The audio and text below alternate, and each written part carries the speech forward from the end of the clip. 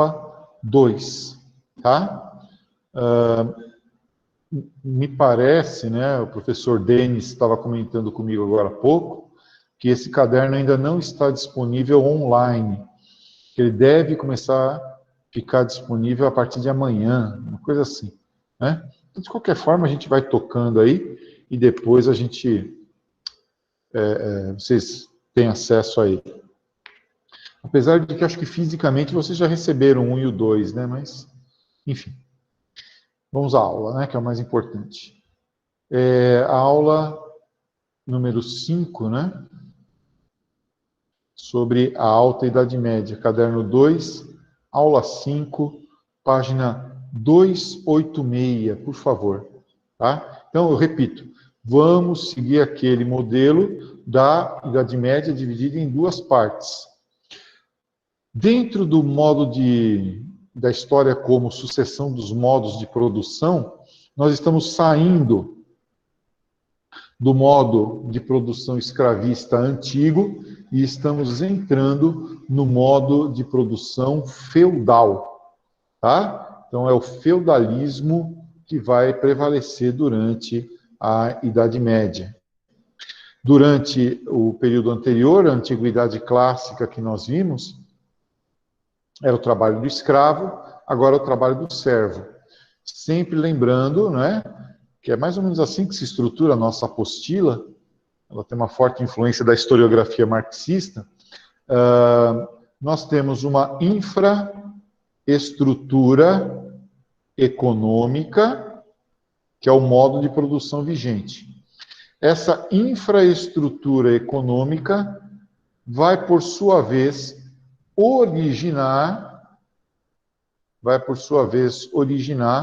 a superestrutura que é social, que é ideológica, que é cultural, religiosa, tá? Mas é a superestrutura que reflete a infraestrutura, e não o contrário.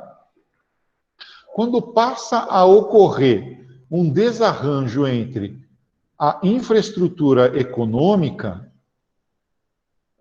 e a superestrutura social, a infraestrutura que é dinâmica vai se transformando, vai se modificando e acaba rompendo com a superestrutura social. Aí nós temos processos de transformação, de revolução, né? E temos a adoção de uma nova infraestrutura econômica. No caso, é o feudalismo que vai ser superado pelo capitalismo, né? E aí essa nova infraestrutura econômica do capitalismo comercial, que surge na Baixa Idade Média e vai se consolidando, gera uma nova superestrutura social, que é a nossa sociedade, né? A sociedade burguesa capitalista, tá? E assim, a sucessão dos modos de produção vai gerando diferentes tipos de sociabilidade. Pelo menos é isso que apregoa a historiografia marxista, né? A qual o autor da apostila parece ser filiado. Então, Alta Idade Média é o período inicial da Idade Média, que vai do século V, final do Império Romano, mais ou menos, né? Até o século X, quando nós temos aí a convocação das cruzadas. Tá? Então, do século V ao século X.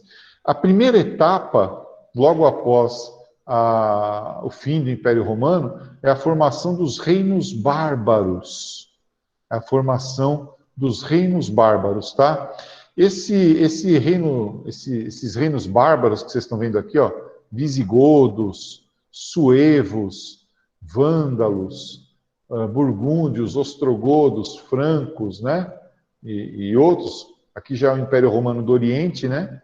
É o Império Bizantino, resultante da divisão do Império Romano pelo imperador Constantino entre seus dois filhos, Honório e Arcádio.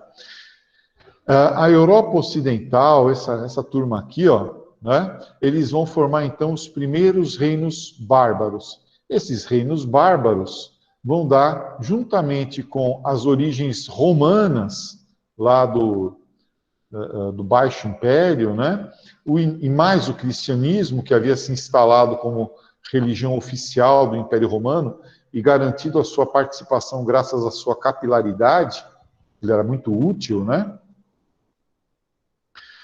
vai acabar formando essa Europa feudal, né? Então, são restos romanos, como, por exemplo, o colonato, que vai dar origem à servidão, e o regime autossustentado das vilas, que vai dar origem ao feudo. Já os povos bárbaros, com o comitatus, que é o conjunto de guerreiros que segue um líder e divide com ele aquilo que for conquistado de acordo com o mérito de cada um, e o direito baseado nos costumes, o direito consuetudinário. Então, a cola entre essas duas civilizações absolutamente díspares será feita pelo controle ideológico do cristianismo. Então, a ideologia por conta do cristianismo, as leis por parte aqui dos bárbaros e a organização econômica por parte dos romanos, né? Vai dar origem a todos esses povos bárbaros aqui. Desses povos todos, o que vai nos interessar de fato é o reino franco, tá? Do Carlos Magno, que nós vamos ver daqui a pouquinho. Bom, os bárbaros, coitadinhos, eles estão num eterno presente, né? Parece que os povos bárbaros não têm passado. Parece que eles começam a existir quando entram em contato com os romanos, vivendo ali nas fronteiras. O próprio termo bárbaro é de porque os romanos não entendiam o que os bárbaros falavam, era um blá, blá, blá, que eles não conseguiam entender, né? Desses grupos,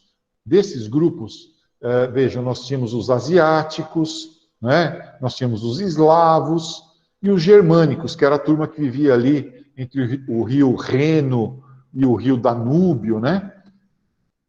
Já eram povos federati, povos federados, povos que tinham contato com os romanos.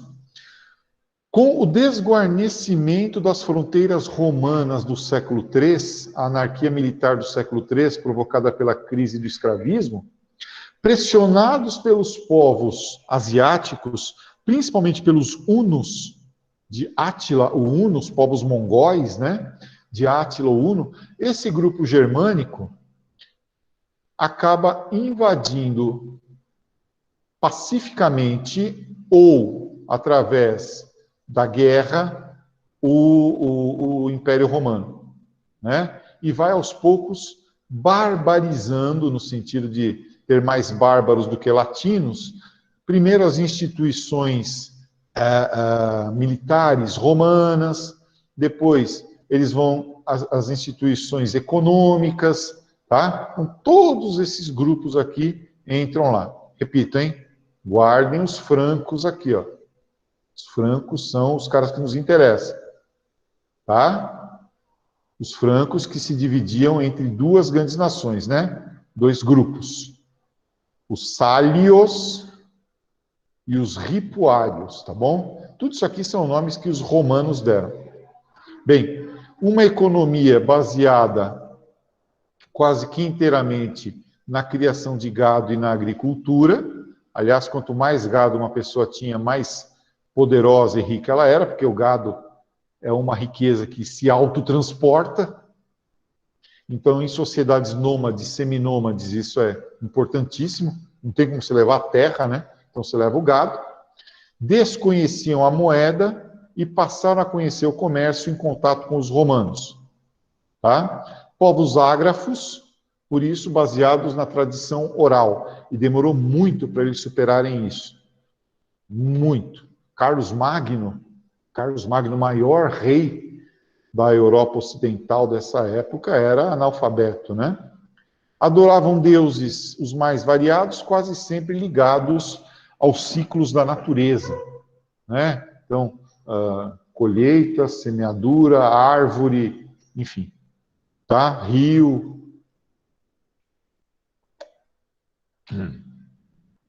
A propriedade era coletiva, até porque não havia praticamente propriedade, né? O cara era dono basicamente do que ele pudesse carregar.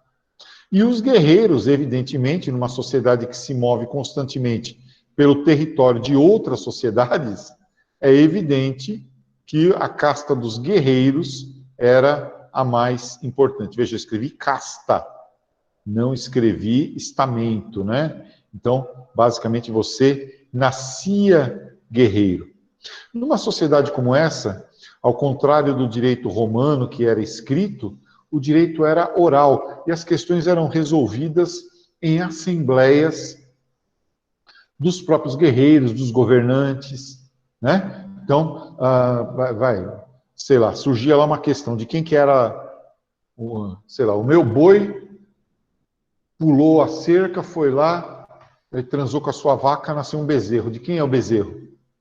E isso ia ser decidido pelo rei ou pela assembleia de anciãos, pela assembleia de guerreiros.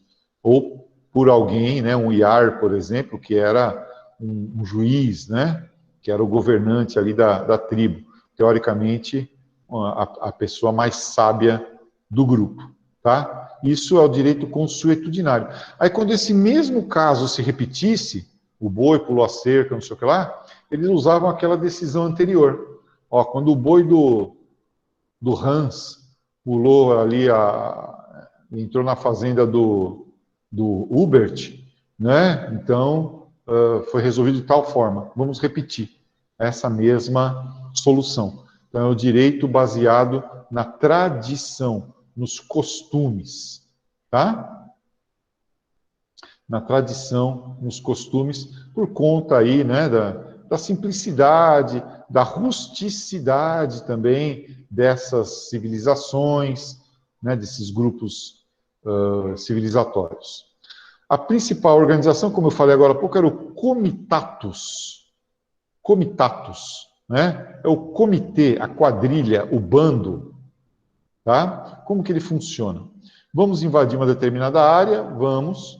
O que nós conquistarmos, o chefe guerreiro, o chefe do grupo, o mais corajoso, o melhor guerreiro, divide de acordo com o arbítrio dele ou de acordo com a lógica do que aconteceu ali, o que for conquistado. Tá? Muito bem. Isso vai dar origem àquilo que nós chamamos as relações de suzerania e vassalagem, ou relações feudo-vassálicas. O suzerano vai ser o cara que vai doar para os seus vassalos aquilo que for sendo conquistado. Tá? E tudo baseado em relações marcadas muito pela honra, pela palavra, tá? Até porque não havia contratos escritos. Até porque se houvesse um contrato escrito, o cara não ia saber ler. Até porque se ele soubesse ler, talvez ele não soubesse escrever o nome. Então, quando começam a aparecer os primeiros contratos escritos, por exemplo, que eram lavrados pela igreja e guardados dentro da igreja, né? Porque as igrejas elas tinham direito lá de santuário, ninguém atacava as igrejas, né? Os cristãos não atacavam as igrejas. Esses reis, né? Esses líderes que tinham que assinar aquele contrato, ao invés de assinar, eles punham um fio da barba, e aquilo ali era pregado com cera um fio do bigode, né? Eles cortavam e colocavam, ou uma mecha de cabelo. Eu não ia poder assinar nada, né? Desse jeito. Uma mecha de cabelo que era pregado ali com cera quente para provar que era legítimo, que era dele mesmo. Né? Por isso que um fio de bigode vale mais do que um contrato escrito. Bom, então na Alta Idade Média vai se formando aí a economia feudal, né? O modo de produção feudal, tá? Baseado numa agricultura que não gera excedentes comercializáveis. Não é esse o objetivo. O objetivo é sobreviver, tá? O objetivo é acordar no dia seguinte para ir lavrar o campo de novo. O campo, que geralmente, o feudo ou beneficium, que era dividido em 3 grandes partes, né? O manso senhorial, manso, né? A terra que já havia sido dominada, né? o manso senhorial, que eram as melhores terras, e o produto de lá, o produto do manso senhorial, era exclusivo do senhor, e da sua família e de seus dependentes. O manso servil, as piores terras e tal, né, que o servo podia cultivar, e ele pagava para o senhor feudal uma parte daquilo que era colhido, né, ou também trabalhava no manso senhorial. E o manso comunal, onde o servo podia pescar, pegar lenha, mel, e o senhor podia caçar. Só os senhores é que podiam caçar. Tá? Então, era mais ou menos assim que se organizava o feudo, né? Manso senhorial, servil e comunal. Isso vai gerar, lembra? A infraestrutura, que eu acabei de pôr aqui, gera uma superestrutura. Vejam, eu tenho uma classe trabalhando, e essa classe que trabalha tem que dar sustento material para as outras duas classes. Então, o objetivo do clero e da nobreza é encontrar maneiras de extrair produto do trabalho dos servos. Como ele faz isso? Através das obrigações feudais, né? Ou obrigações servis, tá? Então, o clero tinha terra que ele ia herdando, tinha poder político porque era conselheiro dos reis, e tinha poder ideológico porque, teoricamente, guardava o segredo da salvação, as chaves do céu, que até hoje são o símbolo do Vaticano. A nobreza eram aqueles que lutavam, eles tinham o monopólio da violência, né, legítima. Então isso aqui é uma grande vantagem. Lembra Santo Agostinho de Hipona nos dizendo no seu livro A Cidade de Deus: a cidade de Deus é uma, mas é dividida em três. Na cidade de Deus, alguns oram, alguns lutam e alguns trabalham, né? É o servo aqui, ó. Então, quando o servo ia trabalhar na terra do senhor, era uma obrigação feudal, a corveia, a obrigação de trabalho. Quando ele dava uma parte daquilo que ele produzia para o senhor feudal, era a talha. Quando ele fazia reparos para o senhor feudal, abria estradas, drenava pântanos, consertava pontes, eram as banalidades. Quando ele pagava uma taxa anual para a igreja, era o tostão de Pedro. Quando ele pagava 10% diretamente para o Papa, era o dízimo. Quando um servo morria e os seus descendentes queriam continuar explorando a terra, eles tinham que pagar um imposto, uma obrigação, chamada mão morta. Quanto maior a família, mais eles pagavam, porque tinha mais gente para trabalhar, era a captação.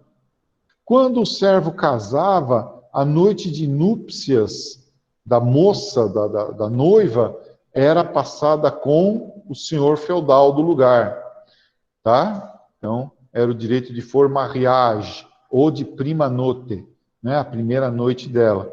E aí, a partir da segunda noite, ela era, então, entregue ao marido, tá? E a igreja não falava nada contra isso?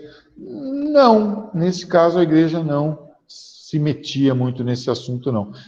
Isso era para mostrar como o servo não tinha direito nem à própria esposa, né, dentro daquele conjunto, né, de regras da época, tá?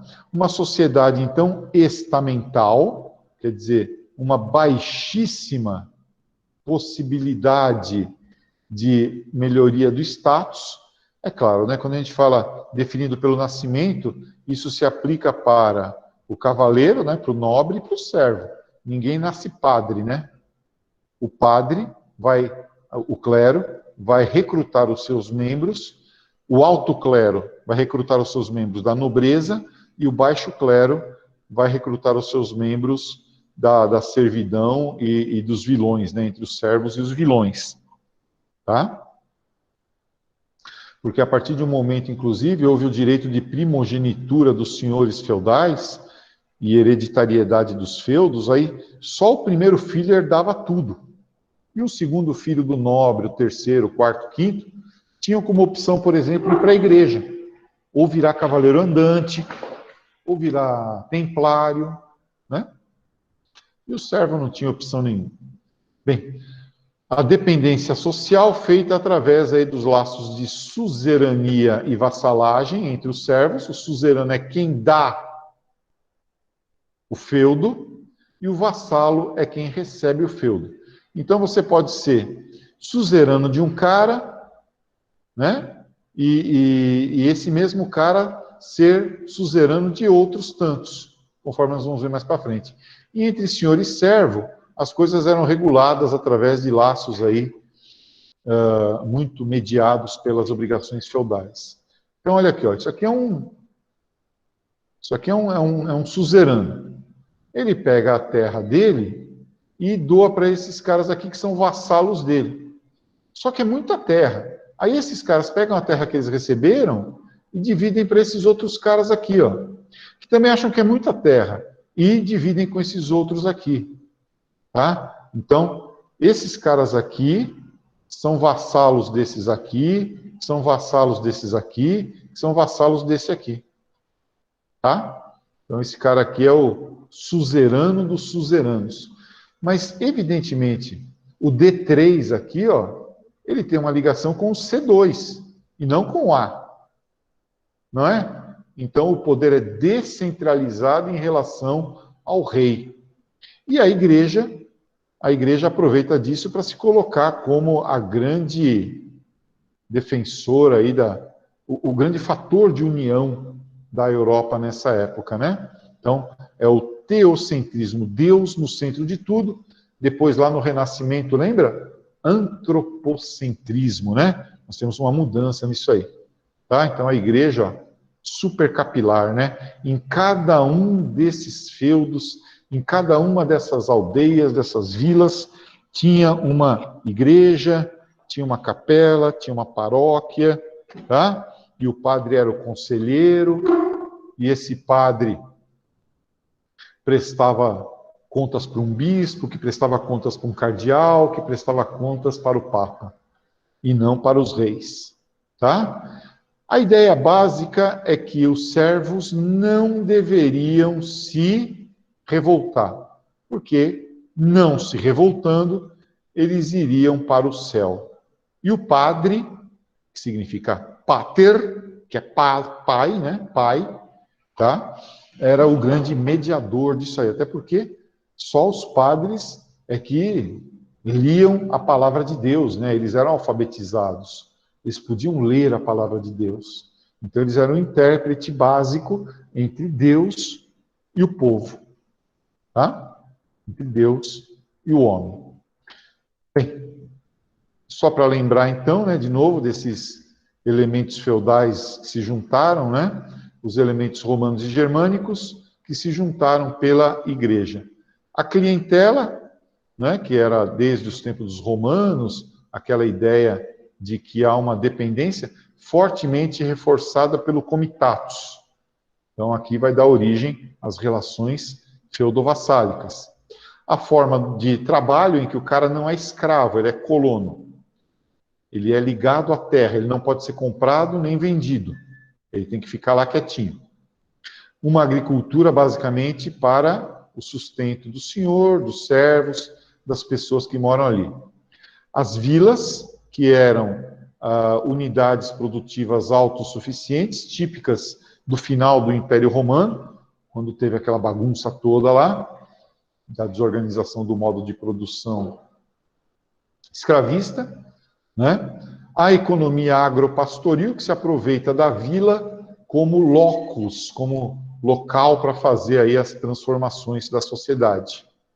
A igreja, que vem lá do Império Romano, Édito de Constantino, Édito de Milão, a Igreja Católica, né, que passa de perseguida para tolerada e de tolerada para oficial.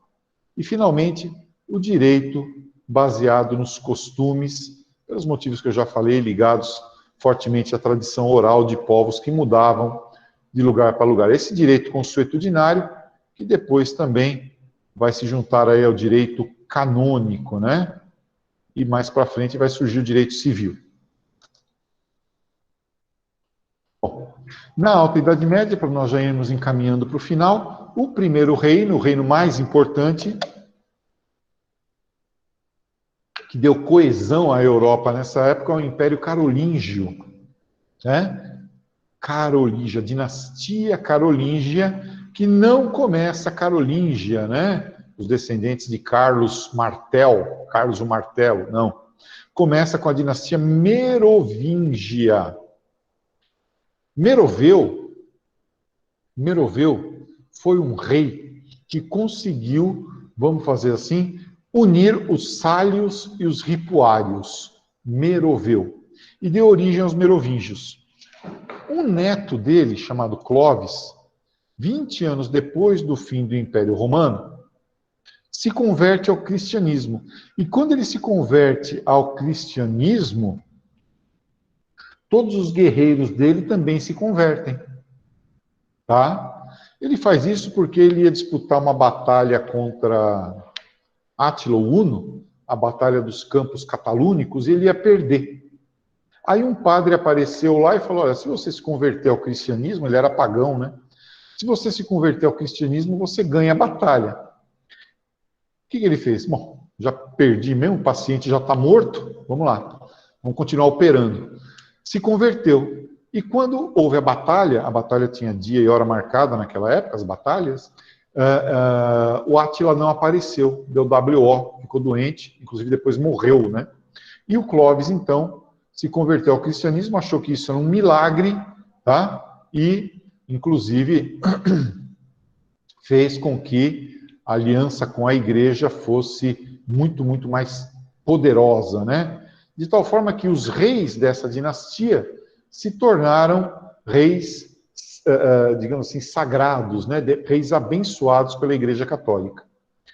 Começa aqui, então, o processo de feudalização e perda de poder pelos reis. Lembra? Poder descentralizado em relação ao rei. Esses reis não ligavam para nada. Eles eram chamados, os últimos merovingios, Childerico III e tal, eram chamados de reis indolentes. Pois bem, aos poucos eles foram deixando esses reis indolentes, esses reis preguiçosos, foram deixando o poder para os primeiros ministros, os majordomos, os prefeitos do palácio, né? Ou mordomos do palácio, que foram acumulando cada vez mais poder nas mãos deles. Até que um deles, Carlos Martel, por isso dinastia carolíngia, né? Carlos Martel, e depois um descendente dele, Carlos Magno, vocês já vão falar com ele já já. Em 732, ele que era mordomo do paço da Neustria, que era um desses reinos francos, né? Que iam se dividindo e tal, consegue vencer os árabes na Batalha de Poitiers, na França, impedindo que os árabes invadissem a Europa Ocidental e limitando os muçulmanos na sua invasão da Europa, aquilo que hoje é Espanha e Portugal, ali na região dos Montes Pirineus, tá? Então, ele vira o herói da cristandade, concentra mais poder nas mãos dele, mas não derruba o último rei indolente. Tá? Quem vai fazer isso é ali, ó, o filho dele, Pepino, o Breve, que vai se tornar o primeiro rei da dinastia carolíngia, né? Os lombardos, uma tribo bárbara, estava prestes a tomar Roma. O que ele faz? O Pepino expulsa esses lombardos da Península Itálica, doa todo o centro aqui, ó, o centro da Península Itálica, ele doa para a Igreja Católica, é o patrimônio de São Pedro, que vai ficar na mão da Igreja Católica até o século XIX, todo o centro ali da Itália, e, prestem atenção nisso por gentileza, troca esse patrimônio de São Pedro pelo apoio da igreja para ele. A igreja, então, pega o último rei merovingio, né, o último rei indolente, chamado Childerico III, como eu disse, e o transforma em padre. Ele vira padre e ali acaba a dinastia merovingia. O filho de Pepino Breve, Carlos Magno, torna-se o principal rei da cristandade na Idade Média. Tá? Amplia o território do Reino Franco, organiza as fronteiras, coloca nobres para cuidar dessas fronteiras, traz filhos dos senhores feudais para morar na corte, para educar esses jovens, né? E, ao mesmo tempo, se o pai do cara lá começar a desafiar o Carlos Magno vai e mata o cara, o filho, né? Então, era uma espécie de refém, tá? E assim, ele fica no poder, ele faz coisas muito boas, né? Muito boas, né? Ele cria uma divisão, né, que tem até hoje, ó, marqueses, condes e duques, tá? A igreja sempre com ele, né, consagrado, cria leis escritas, as leis capitulares, coloca espiões, os missi dominici, olhos e ouvidos do rei, para andar lá pelo Reino Franco, para verificar, né, o que está acontecendo, tá? Chega, inclusive, a defender aí, ó, a alfabetização dos nobres, embora ele mesmo fosse analfabeto, né? Carlos o Grande, Carlos Magno. Quando morre, deixa o poder para o filho dele, Luís, criado pelos padres, Luís o Piedoso, numa época em que um bom rei deveria se chamar Luís o Sanguinário, ele era Luís o Piedoso. Esse Luís o Piedoso vai perdendo poder, vai entregando cada vez mais poder para os senhores feudais, para a igreja. Inclusive ele divide o reino entre os seus 3 filhos.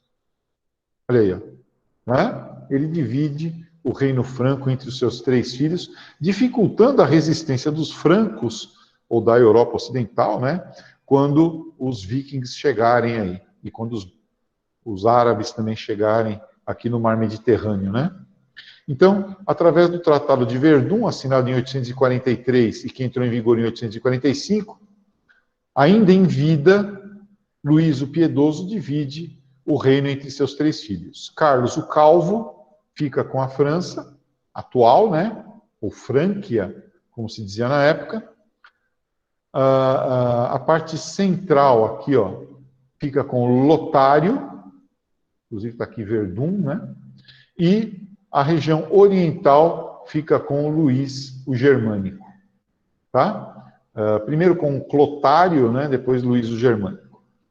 Essa divisão enfraquece o Reino Franco, reforça a ruralização e abre caminho para aquilo que, como eu disse, em alguns livros é chamado de Idade Média Central, mas que para nós aqui vai ser chamado de Baixa Idade Média mesmo, tá? Bem, essa então é a historinha de hoje da Baixa Idade Média, da Alta Idade Média. No nosso próximo encontro, nós já vamos falar sobre a Baixa Idade Média, corrigir os exercícios, né, e depois a Baixa Idade Média. Amanhã, aula de Geografia Geral, tá bom? Tchauzinho, até amanhã.